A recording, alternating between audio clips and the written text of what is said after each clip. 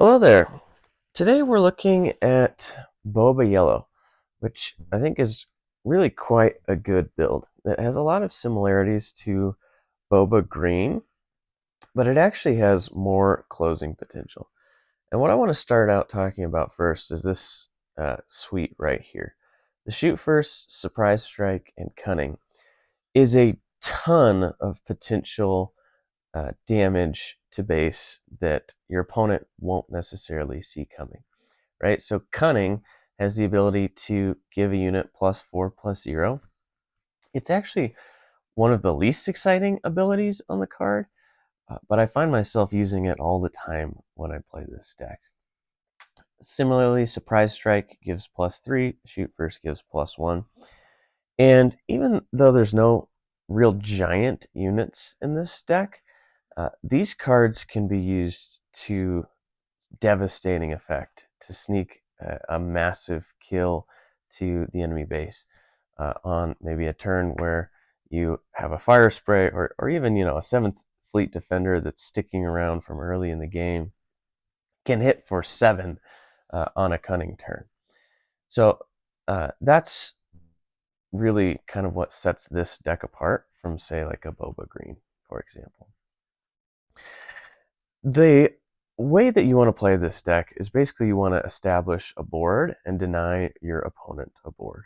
And there's quite a few ways you can do that. Early trades with cards like Greedo or Crafty Smuggler are great. Obviously, we'd love to see Boba on turn 2, but Bodhi Rook is actually a decent play there as well. Denying our opponent options by discarding their upgrades or their events is phenomenal.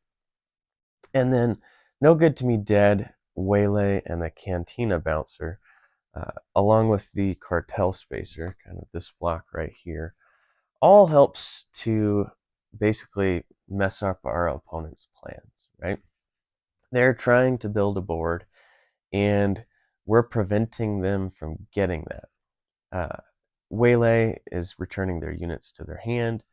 Cunning is doing the same thing. Cunning, No Good to Me Dead, and the Cartel Spacer are all exhausting their units. And so it's really, really hard for opponents to build a board against this deck. And then in terms of win condition, a lot of times it's just Boba leader.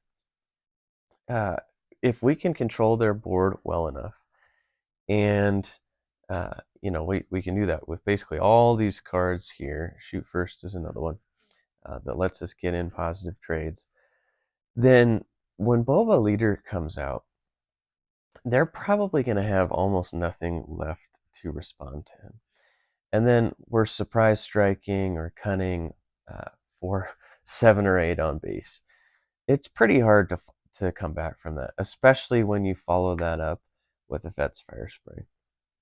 Our space lane is pretty strong with the shielded 7th Fleet Defender, which is part of why Mining Guild TIE Fighter is in here. If you are kind of running out of gas, Mining Guild TIE Fighter can help you draw into those extra cunnings or those extra surprise strikes to close out the game.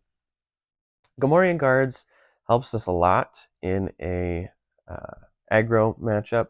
They're pretty much always going to have Sentinel, so they have an immediate impact on the game when they come down. Same thing with Boss.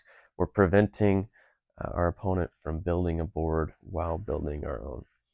In terms of sideboard for this deck, I have a few things I like to bring in. Change of Heart is typically the late game card that we're bringing in. This deck is looking to win probably on the turn where Fire Spray comes out, probably at 6 resources, maybe 7. If the game goes beyond that, it's in tough shape, but it's probably done a ton of damage to the opponent's base.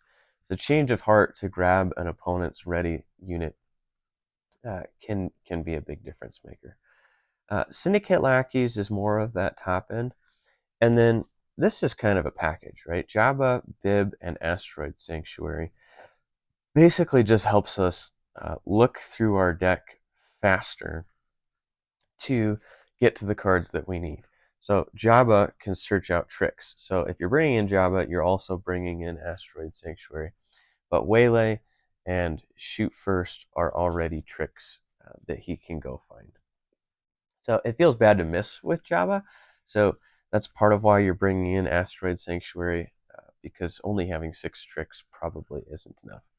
The other cool thing about Jabba is that a lot of times opponents will ignore him, right? If you've got Boba Fett on the field, your opponent's probably going to try to kill it. But Jabba at a 2/8, he has so much health that it's basically a waste of time to try to kill him. And so Jabba is a phenomenal target for things like Surprise Strike, where you think you're only going to get 2 damage, you feel like you're in good shape and it's not worth killing him, and then he Surprise Strikes in for 5 to win you the game.